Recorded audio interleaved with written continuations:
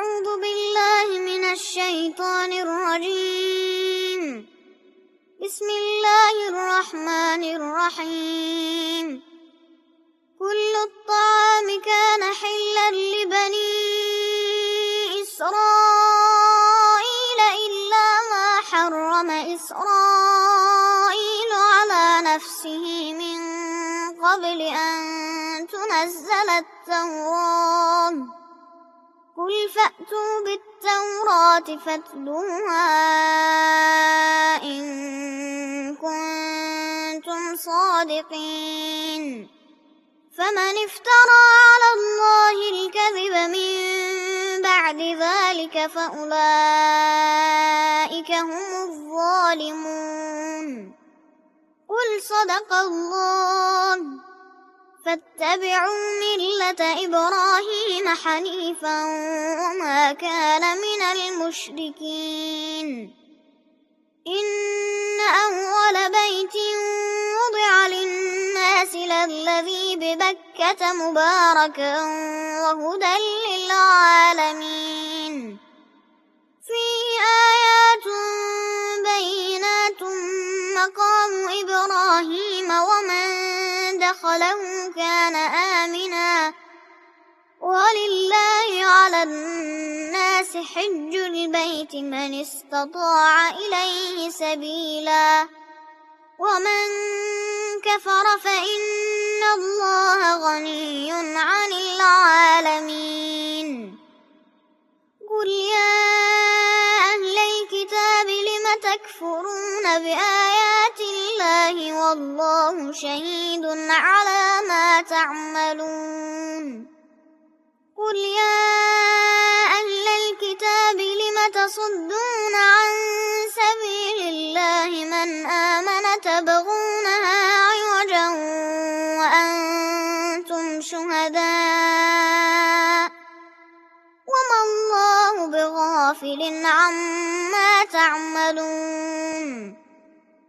يا أيها الذين آمنوا إن تطيعوا فريقا من الذين أوتوا الكتاب يردوكم بعد إيمانكم كافرين. وكيف تكفرون وأنتم تتلى عليكم آيات الله وفيكم رسوله ومن يعتصم بالله فقد هدي إلى صراط مستقيم. يا أيها الذين آمنوا اتقوا الله حق تقاته ولا تموتن إلا وأنتم مسلمون. واعتصموا بحبل الله جميعا ولا تفرقوا. واذكروا نعمة الله عليكم إذ كنتم أعداء فألف بين قلوبكم فأصبحتم بنعمته إخوانا وكنتم على شفا حفرة من النار فأنقذكم منها. كذلك يبين الله لكم آياته لعلكم تهتدون. ولتكن منكم أمة يدعون إلى الخير ويأمرون بالمعروف وينهون عن المنكر وأولئك هم المفلحون. ولا تكونوا كالذين تفرقوا واختلفوا من بعد ما جاءهم البينات وأولئك لهم عذاب عظيم. يوم تبيض وجوه وتسود وجوه فأما الذين اسودت وجوههم أكفرتم بعد إيمانكم فذوقوا العذاب بما كنتم تكفرون وأما الذين ابيضت وجوههم ففي رحمة الله هم فيها خالدون تلك آيات الله نتلوها عليك بالحق وما الله يريد ظلما للعالمين ولله ما في السماوات وما في الأرض وإلى الله ترجع الأمور كنتم خير أمة أخرجت للناس تأمرون بالمعروف وتنهون عن المنكر وتؤمنون بالله ولو آمن أهل الكتاب لكان خيرا لهم منهم المؤمنون وأكثرهم الفاسقون لن يضروكم إلا أذى وإن يقاتلوكم يولوكم الأدبار ثم لا ينصرون ضربت عليهم الذلة أينما ثقفوا إلا بحبل من الله وحبل من الناس وباءوا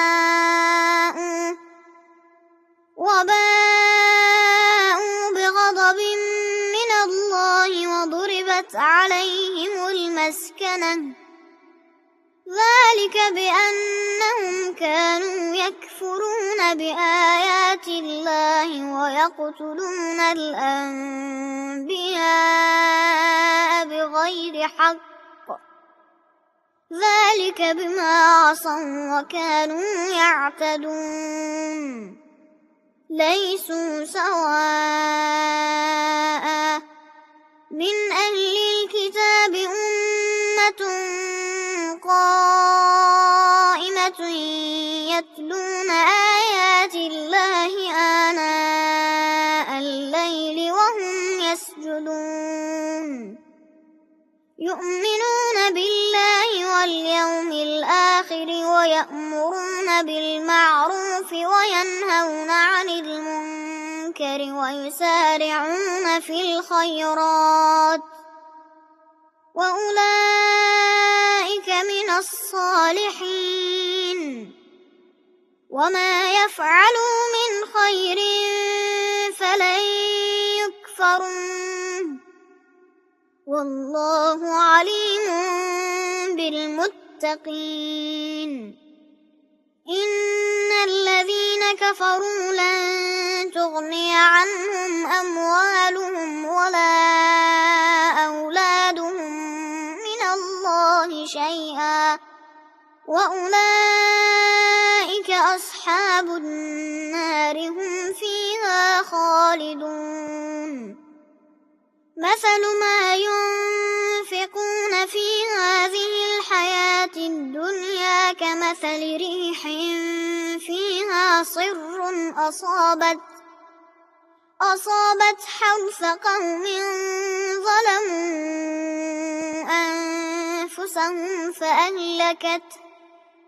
وما ظلمهم الله ولكن أنفسهم يظلمون يا أيها الذين آمنوا لا تتخذوا بطانة من دونكم لا يألونكم خبالا ودوا ما عنتم قد بدت البغضاء من أفواههم وما تخفي صدورهم أكبر قد بينا لكم الآيات إن كنتم تعقلون ها أنتم أولئك تحبونهم ولا يحبونكم وتؤمنون بالكتاب كله وتؤمنون بالكتاب كله وإذا لقوكم قالوا آمنا وإذا خلوا عضوا عليكم الأنامل من الغيظ قل موتوا بغيظكم إن الله عليم بذات الصدور إن تمسسكم حسنة تسؤهم وإن تصبكم سيئة يفرحوا بها وإن تصبروا وتتقوا لا يضركم كيدهم شيئا إن الله بما يعملون محيط وإذ غدوت من أهلك تبوئ المؤمنين مقاعد للقتال والله سميع عليم إذ هم الطائفتان منكم أن تفشلا والله وليهما وعلى الله فليتوكل المؤمنون ولقد نصركم الله ببدر وأنتم أذلة فاتقوا الله لعلكم تشكرون إذ تقول للمؤمنين ألن يكفيكم أن يمدكم ربكم ب3,000 من الملائكة منزلين بلى إن تصبروا وتتقوا ويأتوكم من فورهم هذا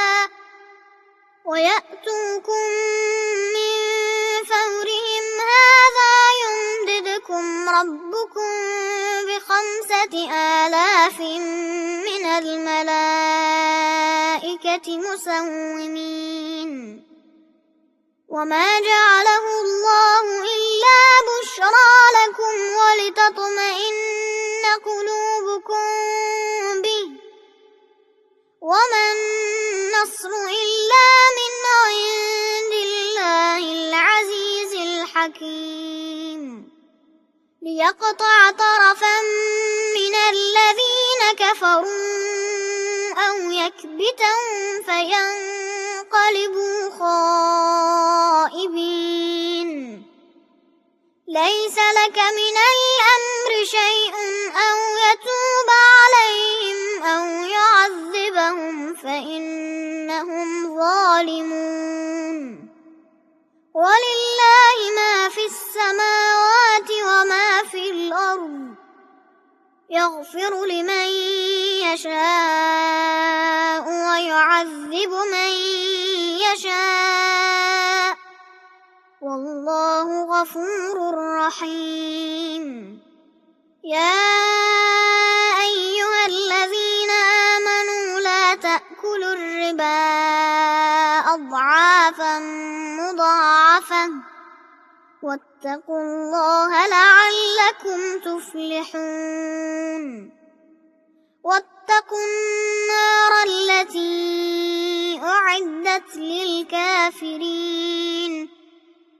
وأطيعوا الله والرسول لعلكم ترحمون وسارعوا إلى مغفرة من ربكم وجنة عرضها السماوات والأرض أعدت للمتقين الذين ينفقون في السراء والضراء والكاظمين الغيظ والعافين عن الناس والله يحب المحسنين والذين إذا فعلوا فاحشة أو ظلموا أنفسهم ذكروا الله فاستغفروا لذنوبهم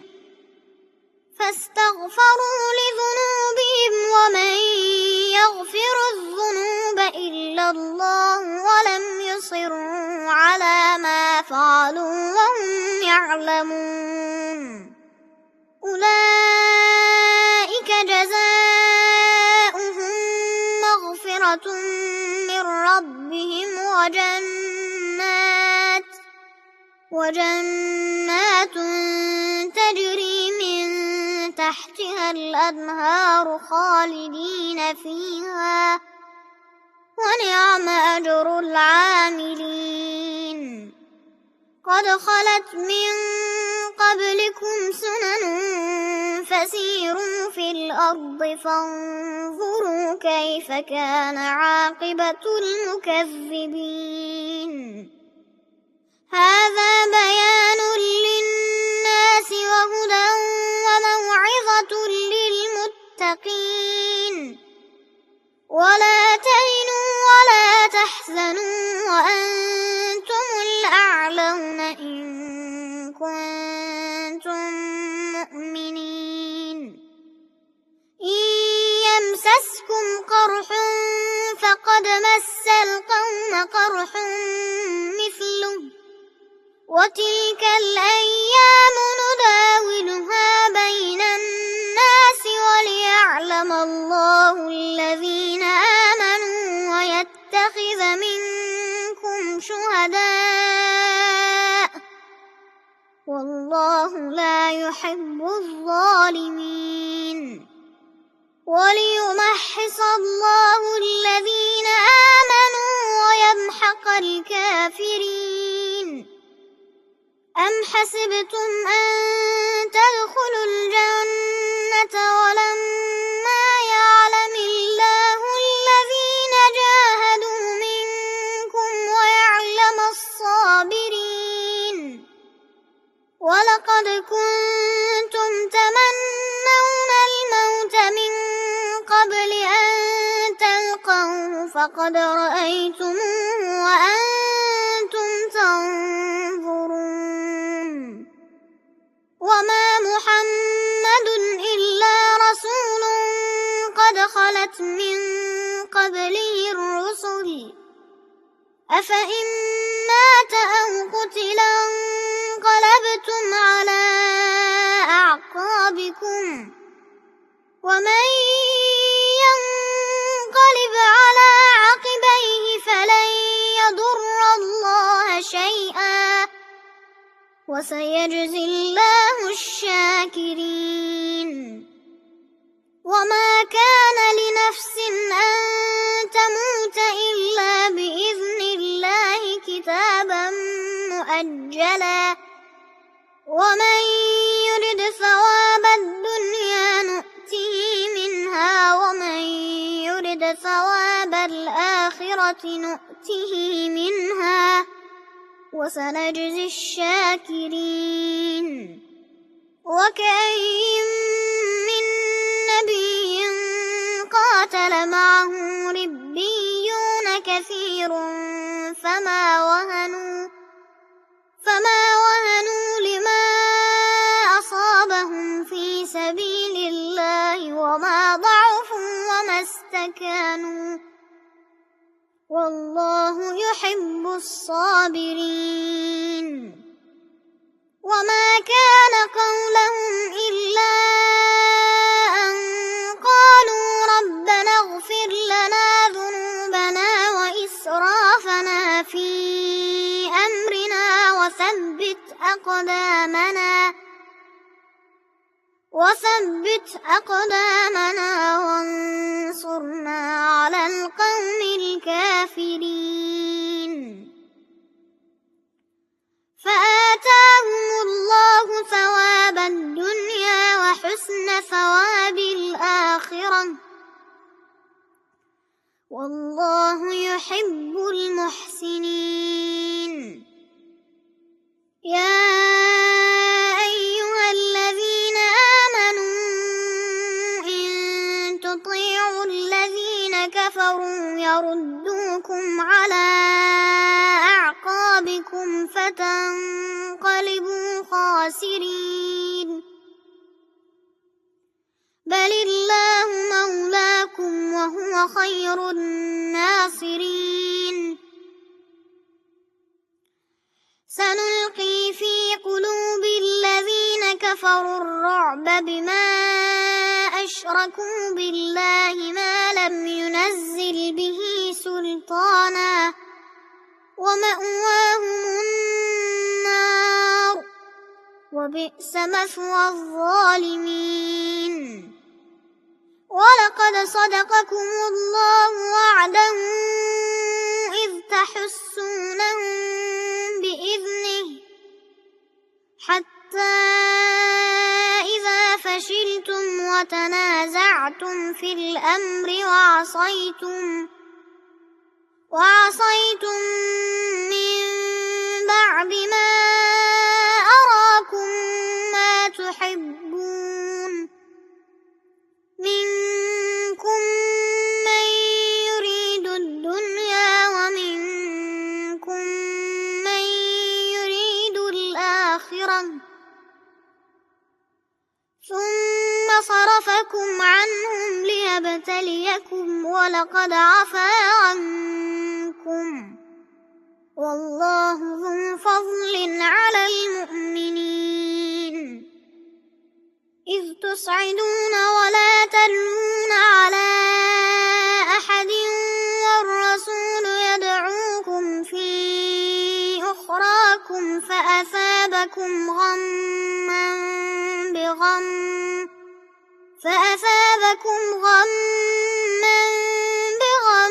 لكي لا تحزنوا على ما فاتكم ولا ما أصابكم والله خبير بما تعملون ثم أنزل عليكم من بعد الغم أمنة نعاسا يغشى طائفة منكم وطائفة قد أهمتهم أنفسهم يظنون بالله غير الحق ظن الجاهلية يقولون هل لنا من الأمر من شيء قل إن الأمر كله لله يخفون في أنفسهم ما لا يبدون لك يقولون لو كان لنا من الأمر شيء ما قتلنا هاهنا قل لو كنتم في بيوتكم لبرز الذين كتب عليهم القتل إلى مضاجعهم وليبتلي الله ما في صدوركم وليمحص ما في قلوبكم والله عليم بذات الصدور إن الذين تولوا منكم يوم التقى الجمعان إنما استزلهم الشيطان ببعض ما كسبوا ولقد عفا الله عنهم إن الله غفور حليم يا أيها الذين آمنوا لا تكونوا كالذين كفروا وقالوا لإخوانهم إذا ضربوا في الأرض أو كانوا غزا لو كانوا عندنا ما ماتوا وما قتلوا ليجعل الله ذلك حسرة في قلوبهم والله يحيي ويميت والله بما تعملون بصير ولئن قتلتم في سبيل الله أو متم لمغفرة من الله ورحمة خير مما يجمعون ولئن متم أو قتلتم لإلى الله تحشرون فبما رحمة من الله لنت لهم ولو كنت فظا غليظ القلب لانفضوا من حولك فاعف عنهم واستغفر لهم وشاورهم في الأمر فإذا عزمت فتوكل على الله إن الله يحب المتوكلين إن ينصركم الله فلا غالب لكم وإن يخذلكم فمن ذا الذي ينصركم من بعده وعلى الله فليتوكل المؤمنون وما كان لنبي أن يغل ومن يغل يأت بما غل يوم القيامة ثم توفى كل نفس ما كسبت وهم لا يظلمون أفمن اتبع رضوان الله كمن باء بسخط من الله ومأواه جهنم وبئس المصير هم درجات عند الله والله بصير بما يعملون لقد من الله على المؤمنين إذ بعث فيهم رسولا من أنفسهم يتلو عليهم آياته ويزكيهم ويعلمهم الكتاب والحكمة وإن كانوا من قبل لفي ضلال مبين أولما أصابتكم مصيبة قد أصبتم مثليها قلتم أنى هذا قل هو من عند أنفسكم إن الله على كل شيء قدير وما أصابكم يوم التقى الجمعان فبإذن الله وليعلم الذين نافقوا وقيل لهم تعالوا قاتلوا في سبيل الله أو ادفعوا قالوا لو نعلم قتالا لاتبعناكم هم للكفر يومئذ أقرب منهم للإيمان يقولون بأفواههم ما ليس في قلوبهم والله أعلم بما يكتمون الذين قالوا لإخوانهم وقعدوا لو أطاعونا ما قتلوا قل فادرءوا عن أنفسكم الموت إن كنتم صادقين ولا تحسبن الذين قتلوا في سبيل الله أمواتا بل أحياء عند ربهم يرزقون فرحين بما آتاهم الله من فضله ويستبشرون بالذين لم يلحقوا بهم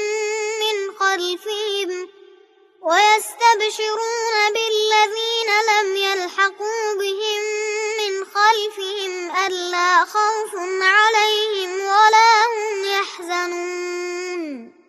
يستبشرون بنعمة من الله وفضل وأن الله لا يضيع أجر المؤمنين الذين استجابوا لله والرسول من بعد ما أصابهم القرح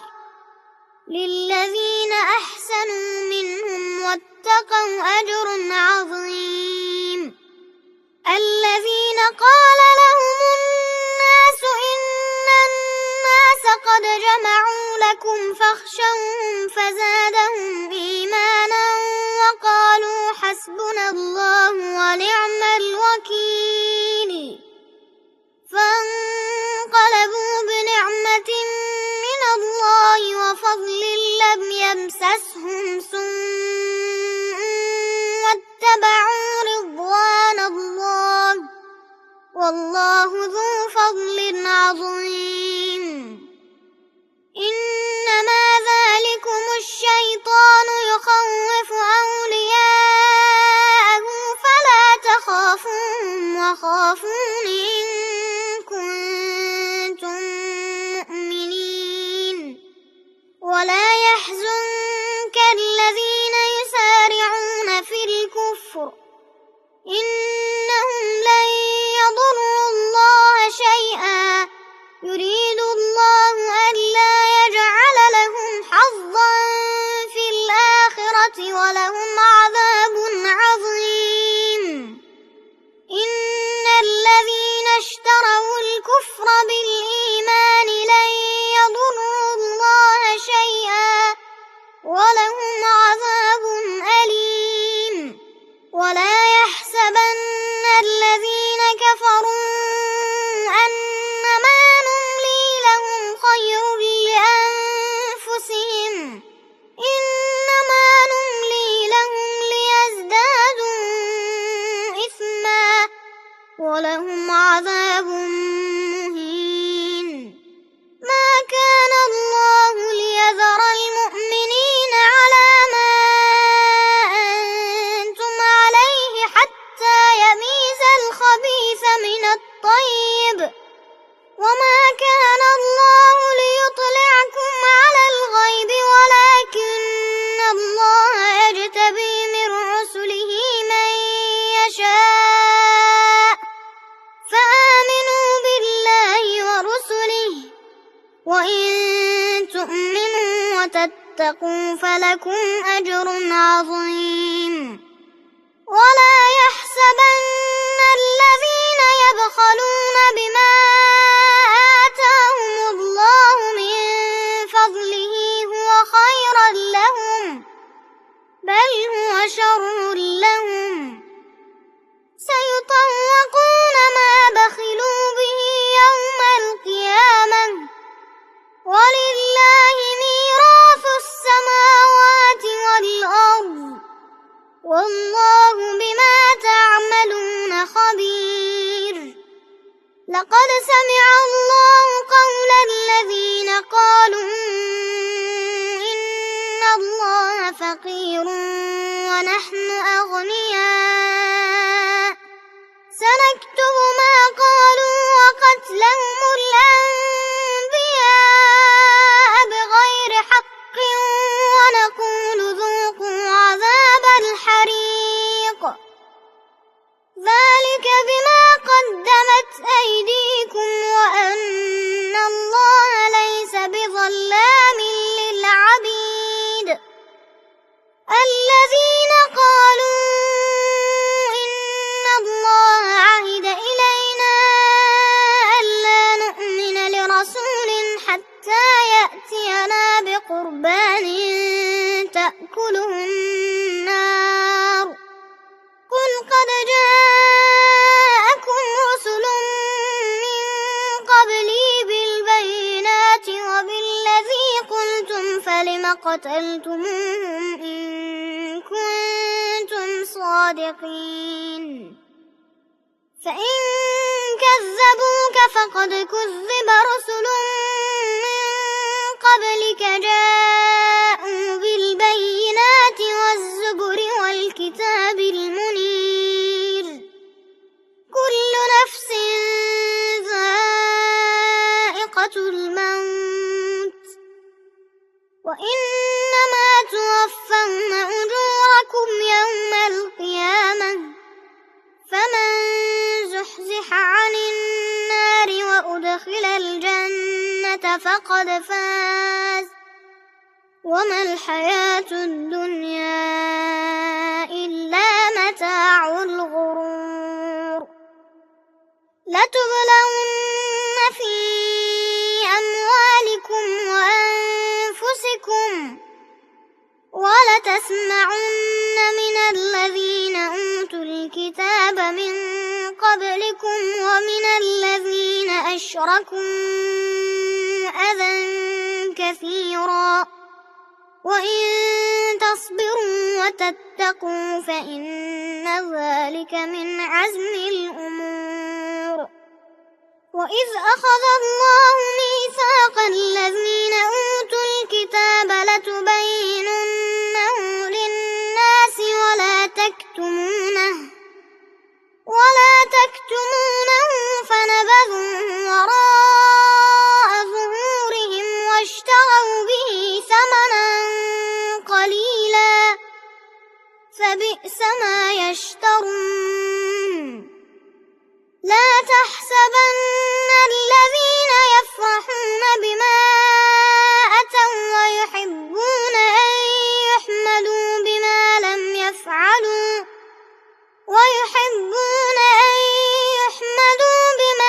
يفعلوا فلا تحسبنهم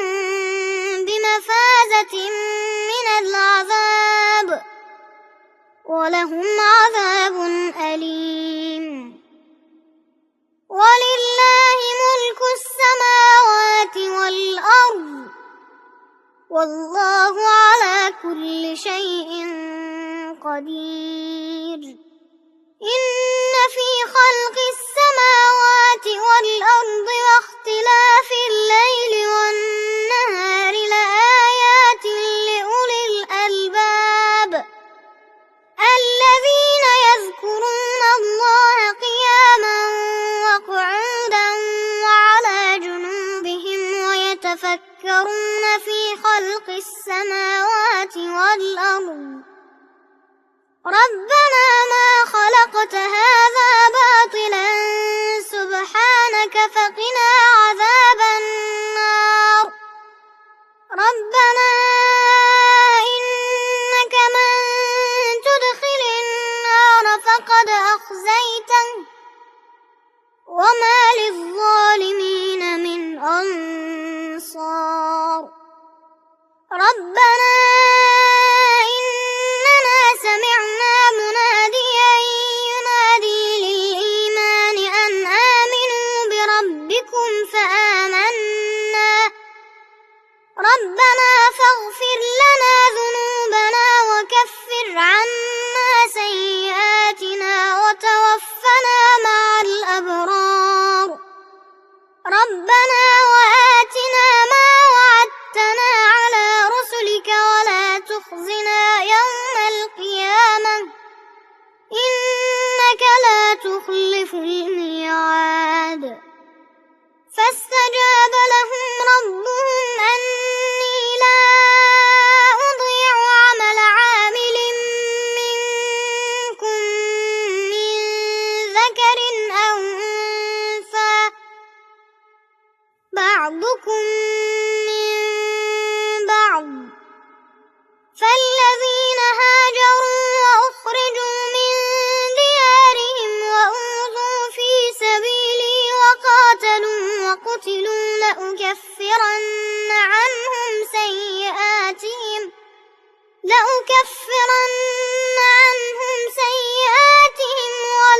ولأدخلنهم جنات تجري من تحتها الأنهار ثوابا من عند الله والله عنده حسن الثواب. لا يغرنك تقلب الذين كفروا في البلاد متاع قليل ثم مأواهم جهنم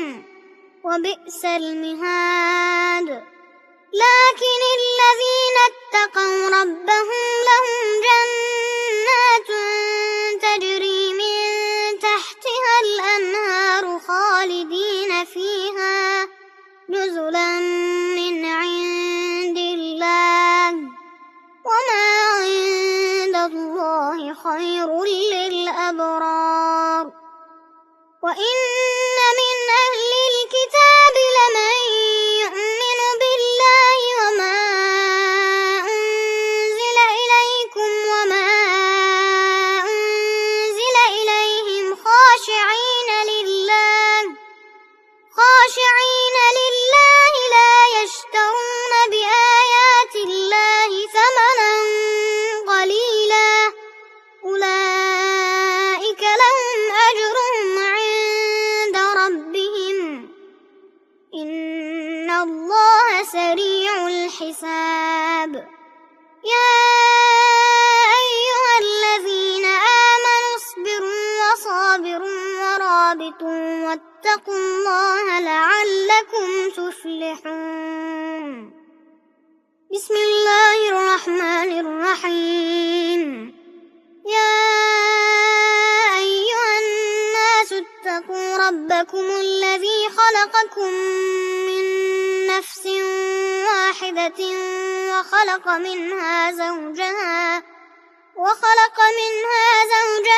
وبث منهما رجالا كثيرا ونساء واتقوا الله الذي تساءلون به والأرحام إن الله كان عليكم رقيبا وآتوا اليتامى أموالهم ولا تتبدلوا الخبيث بالطيب ولا تأكلوا أموالهم إلى أموالكم إنه كان حوبا كبيرا وإن خفتم ألا تقسطوا في اليتامى فانكحوا ما طاب لكم من النساء مثنى وثلاث ورباع فإن خفتم ألا تعدلوا فواحدة أو ما ملكت أيمانكم ذلك أدنى ألا تعولوا وآتوا النساء صدقاتهن نحلة فإن طبن لكم عن شيء منه نفسا فكلوه هنيئا مريئا ولا تؤتوا السفهاء أموالكم التي جعل الله لكم قياما وارزقوهم فيها واكسوهم وقولوا لهم قولا معروفا وابتلوا اليتامى حتى إذا بلغوا النكاح فإن آنستم منهم رشدا فدفعوا إليهم أموالهم ولا تأكلوها إسرافا وبدارا أن يكبروا ومن كان غنيا فليستعفف ومن كان فقيرا فليأكل بالمعروف فإذا دفعتم إليهم أموالهم فأشهدوا عليهم وكفى بالله حسيبا للرجال نصيب مما ترك الوالدان والأقربون وللنساء نصيب مما ترك الوالدان والأقربون مما قل منه أو كثر نصيبا مفروضا وإذا حضر القسمة أولو القربى واليتامى والمساكين فارزقوهم منه وقولوا لهم قولا معروفا وليخشى الذين لو تركوا من خلفهم ذرية ضعافا خافوا عليهم فليتقوا الله وليقولوا قولا سديدا إن الذين يأكلون أموال اليتامى ظلما إنما يأكلون في بطونهم نارا وسيصلون سعيرا يوصيكم الله في أولادكم للذكر مثل حظ الأنثيين فإن كن نساء فوق 2 فلهن ثلثا ما ترك وإن كانت واحدة فلها النصف ولأبويه لكل واحد منهما السدس مما ترك إن كان له ولد فإن لم يكن له ولد وورثه أبواه فلأمه الثلث فإن كان له إخوة فلأمه السدس من بعد وصية يوصي بها أو دين آباؤكم وأبناؤكم لا تدرون أيهم أقرب لكم نفعا فريضة من الله إن الله كان عليما حكيما ولكم نصف ما ترك أزواجكم إن لم يكن لهن ولد فإن كان لهن ولد فلكم الربع مما تركن من بعد وصية يوصين بها أو دين ولهن الربع مما تركتم إن لم يكن لكم ولد فإن كان لكم ولد فلهن الثمن مما تركتم من بعد وصية توصون بها أو دين وإن كان رجل يورث كلالة أو امرأة وله أخ أو أخت فلكل واحد منهما السدس فإن كانوا أكثر من ذلك فهم شركاء في الثلث من بعد وصية يوصى بها أو دين غير مضار وصية من الله والله عليم حليم تلك حدود الله ومن يطع الله ورسوله يدخله جنات تجري من تحتها الأنهار خالدين فيها وذلك الفوز العظيم ومن يعص الله ورسوله ويتعد حدوده يدخله نارا خالدا فيها وله عذاب مهين واللاتي يأتين الفاحشة من نسائكم فاستشهدوا عليهن 4 منكم فإن شهدوا فأمسكوهن في البيوت حتى يتوفاهن الموت أو يجعل الله لهن سبيلا واللذان يأتيانها منكم فآذوهما فإن تابا وأصلحا فأعرضوا عنهما إن الله كان توابا رحيما إنما التوبة على الله للذين يعملون السوء بجهالة ثم يتوبون من قريب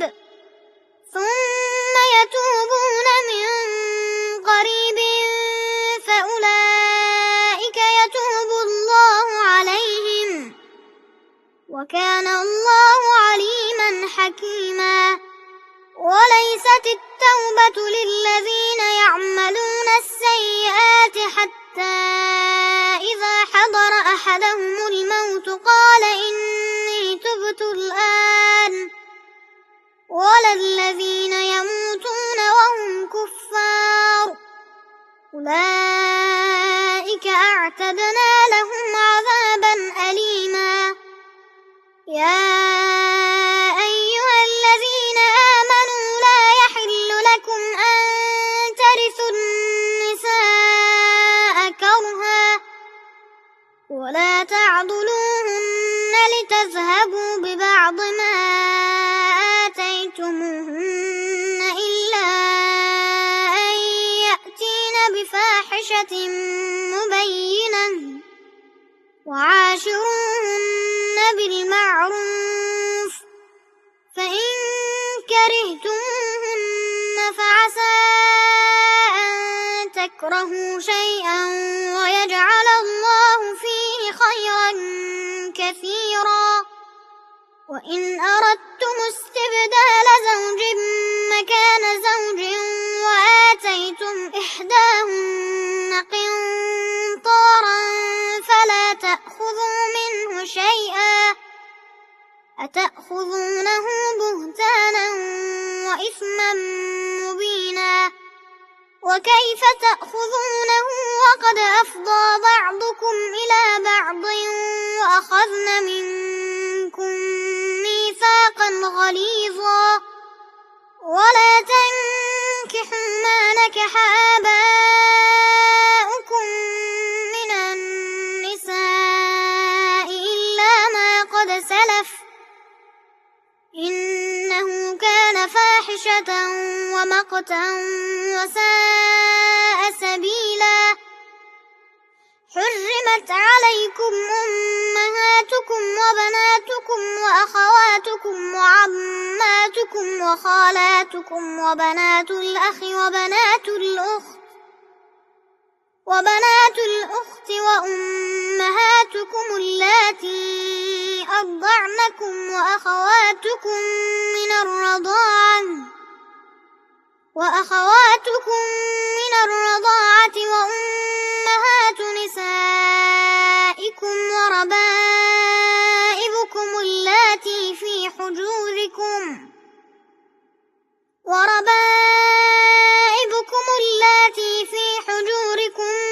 من نسائكم اللاتي دخلتم بهن، فإن لم تكونوا دخلتم بهن فلا جناح عليكم، وحلائل أبنائكم الذين من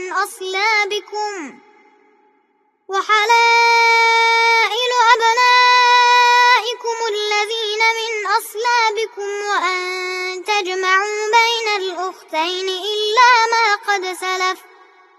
إن الله كان غفورا رحيما.